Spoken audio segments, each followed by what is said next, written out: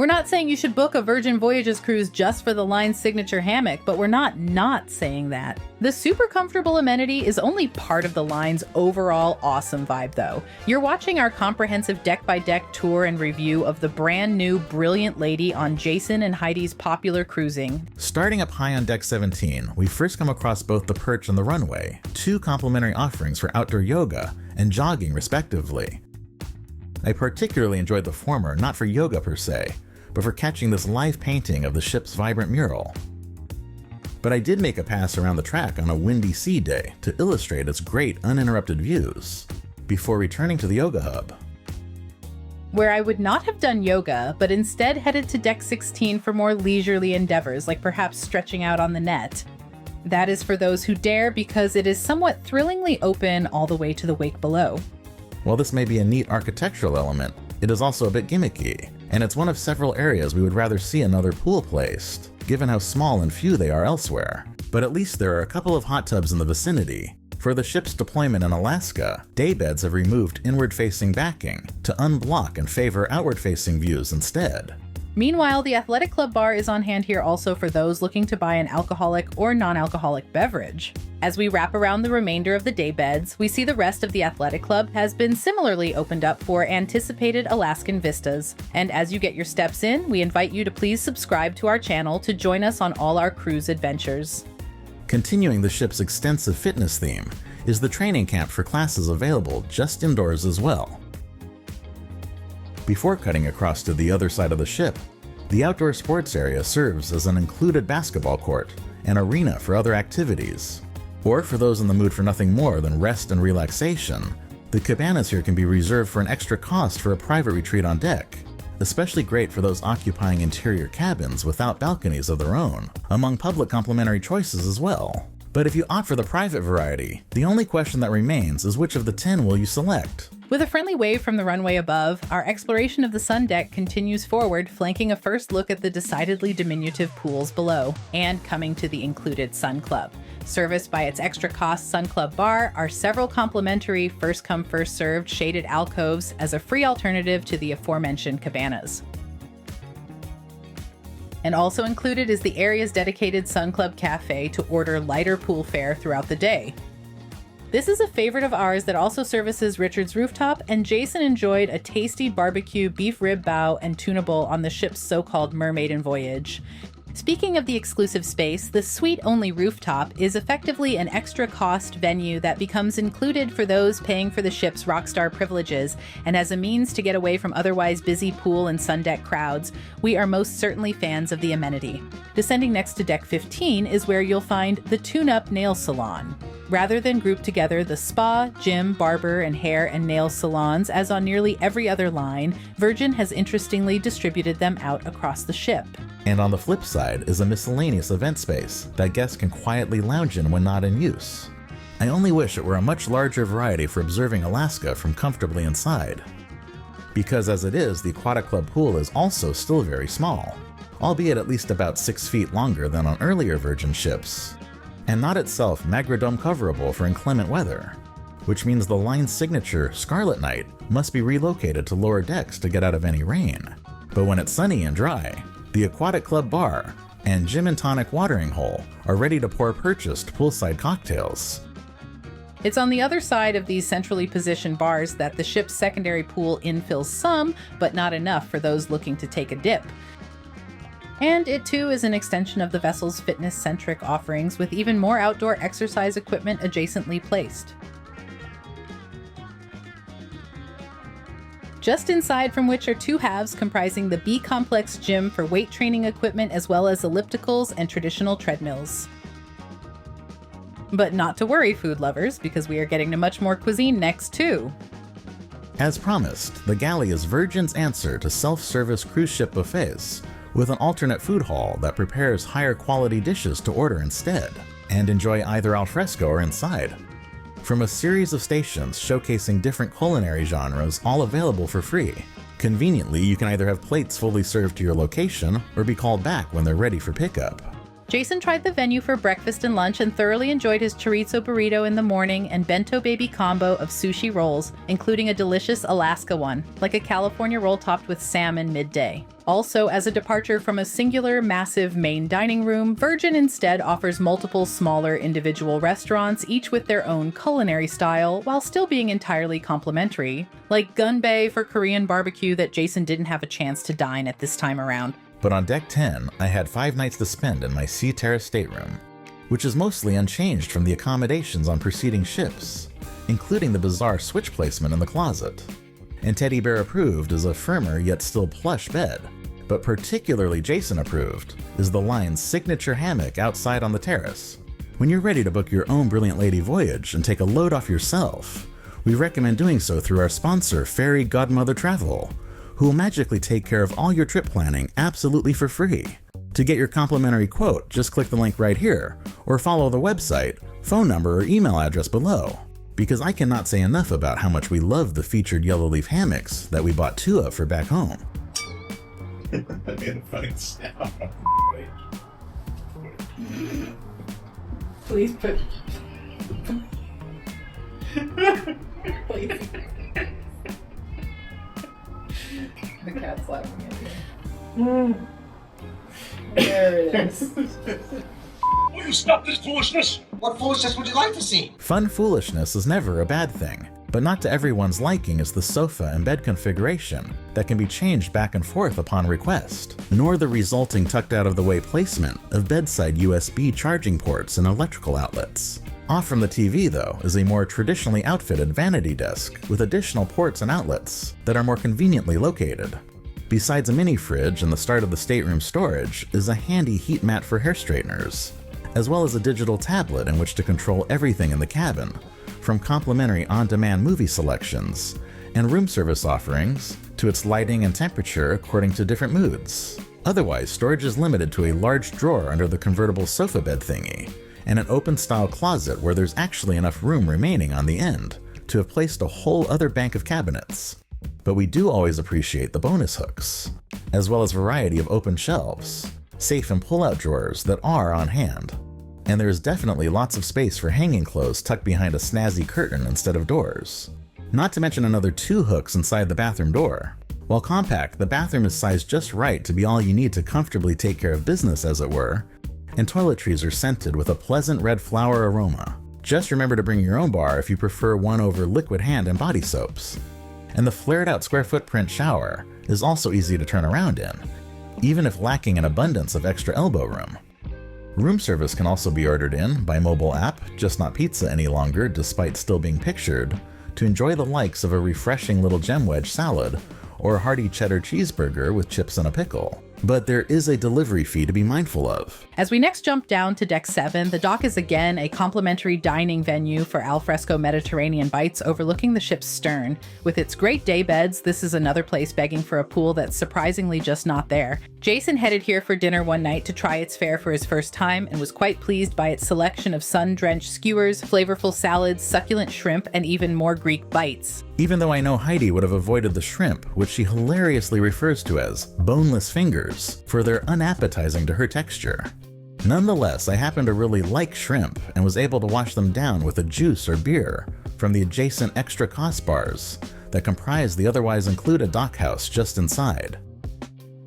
The casual setting caps off a stretch where guests can stroll from the stern all the way towards the bow and along several other onboard venues such as the social club and the arcade for their collection of analog board and classic video games, all of which can be played for free. And hot dogs, wings, and pretzels are also served here complimentarily, but Jason struggled to order one seated at the bar, so he opted for some of the free sweets instead. Yes, indeed, Haribo Gold Bears and other gummies, as well as various desserts, are included in the cost of the cruise. And all of these old-school gaming consoles are completely free to play at one's leisure. Which definitely bring back some fond memories for those of us millennials born in the 80s. Or on the flip side, a delightful dive bar awaits at the Loose Cannon, perfect for a maritime-themed flight or a round of trivia. Although the general arrangement here is a bit of a bottleneck for such activities, which when hosted along this series of cramped venues, feel a bit like an afterthought, again deserving their own lounge, even a dedicated observation one perhaps. Are you starting to pick up that my husband thinks Brilliant Lady is in need of a specific scenic lounge yet? Well, Virgin may soon realize just how much one is lacking come its course to Alaska. Until then, you can find me right here at Grounds Club while I partake of a paid specialty coffee and included pastry. Or maybe rather the pizza place for yet another complimentary food option. There really is no shortage of them on Virgin, and each are impressive in their own right. And these aren't your run-of-the-mill waiting limp under a heat lamp varieties either, but rather all made to order, like Virgin's ever-punny titles, bestowed this time to Pretty Fly for a white pie a la The Offspring. Man, the line really does love a throwback, and I am here for it. As am I here for the Truly Gourmet Parlor, which, as you guessed it, is once more completely free at the playfully suggestive Lick Me Till ice cream, where every rotational flavor is made fresh daily. Which would you choose? It would seem to chase my white pizza. I went with 2 white scoops as well. In this case, one of coconut Malibu and another of key lime pie, both of which were scrumptious, and definitely had me thinking of heading across to Get Lost Future Voyage sales to return on board for more sooner than later. It's just one part of the ship's newly opened up roundabout atrium with added seating in hopes it will suffice in Alaska, which I doubt it will be enough for, but in either case, removing its Virgin vinyl record shop and unnecessary partitions, the space does work better for limited social gatherings and live music now. And its draft house has also been improved, with added extra cost coffee offerings, joining its already great collection of beers on tap, and in bottles like my fave Whiskey Barrel Stout. And just outside there's quite an array of loungers and sofas ready for the chilly sights of Alaska, should passengers layer up accordingly. Maybe they could eventually add some hot tubs here too. Or I would just assume head to sip to order some caviar and a glass or 2 of Veuve Clicquot, regardless of what's happening outside. Ooh, but is that a red bejeweled magnum bottle of champagne calling to me? Although complimentary, I'm not sure I would ever participate at the Groupie for karaoke, but then again, if I had that aforementioned magnum bottle, maybe. Yeah, I feel the same. Also maybe with some liquid courage. Or we could just visit the Manor to watch others perform. That has included murder mysteries or added cost supper club experiences at the cool double-decker entertainment venue, which is most known publicly for its famed Instagrammable Starfield entry hallway that you too can photograph before watching a talented Murder at the Manor performance. Some elements are darker and more macabre than they need to be, but others, including the suspected characters, are quite comedic by comparison, and I could do without any even simulated smoking. But overall, there's no denying just how impressive the peppered vaudevillian acts are. And the narrative is cleverly written, especially for fans of the Only Murders in the Building television program. Still, more to my liking is the Up with a Twist Supper Club experience that is well worth its surcharge, given how much is included on the menu, extending to multiple courses, and even more cocktails in between, beginning with delicious herb-infused brioche, and continuing with a lovely red wine-poached pear salad. All while the captivating entertainment continues on stage, and I applaud every live performer and musician for their cabaret skills. And the food was equally as impressive, especially the perfectly sauced swordfish. It makes for a lot going on at once, and if anything, a second visit would be good to catch all the details before finishing with a dessert that I won't attempt to pronounce, only to say it was a great sweet send-off. And lastly, celebrate the pop culture references from Star Wars to yodeling the White Lotus theme song.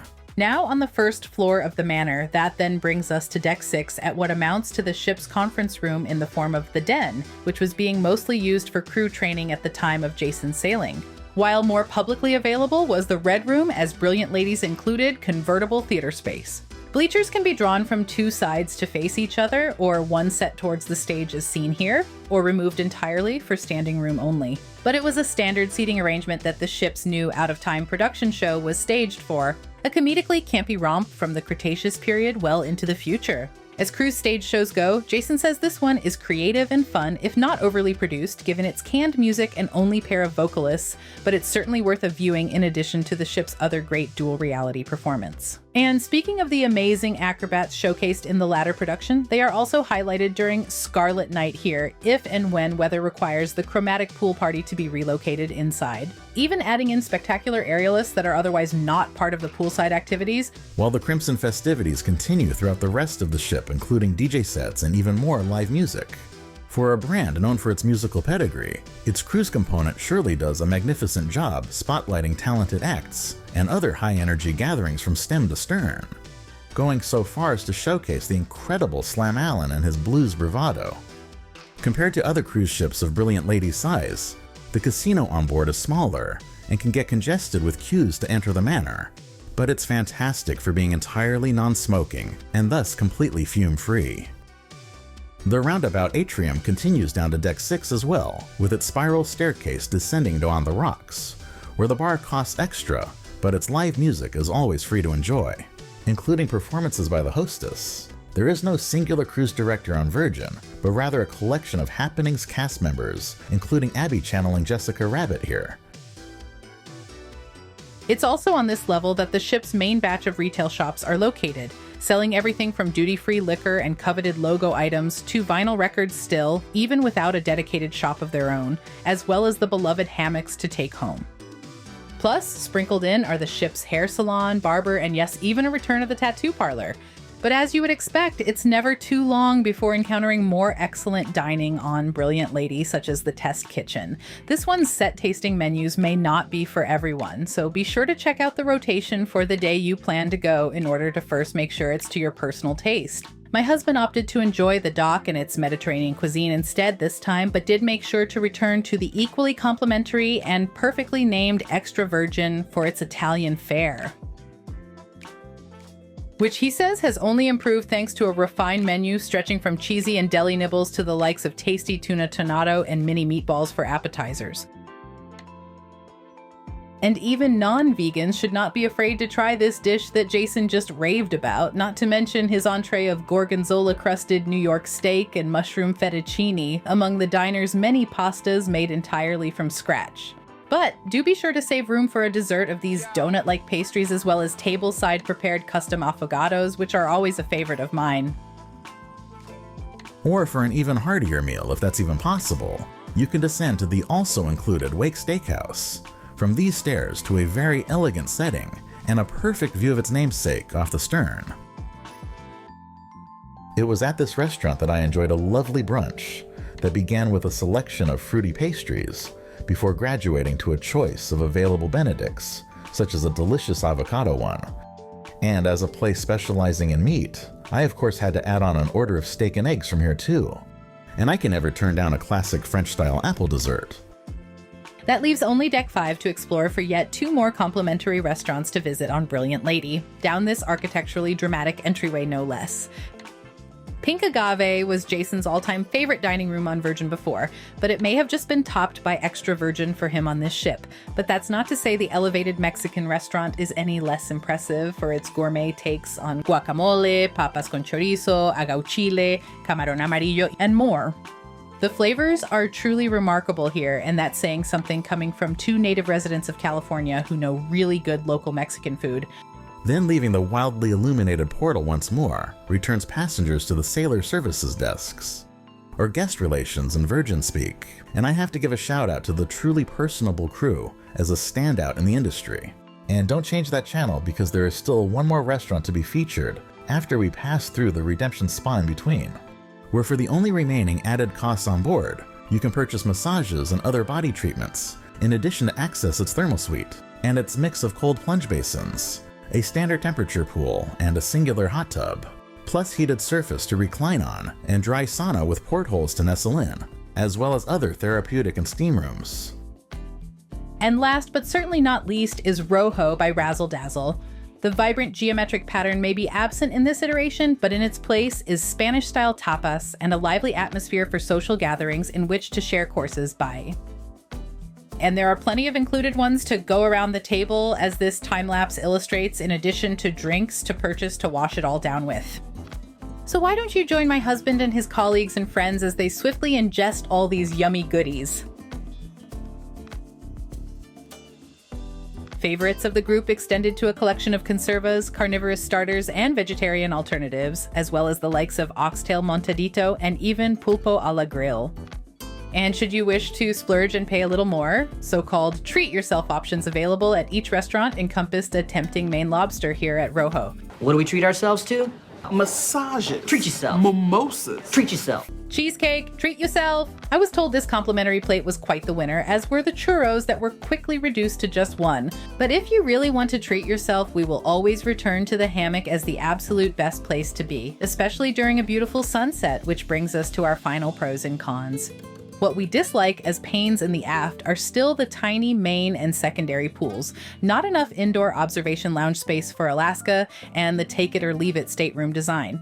But what we most like and can take a bow are the ship's exceptional complimentary cuisine, very refreshing adult-only setting with the most risque parts now toned down, and the overall fun, welcoming vibe, and of course, hammocks. Thanks so much for watching. If you would, as it really does help support us, please like this video with a thumbs up and subscribe to our channel, and why not watch some of our other ones while you're here?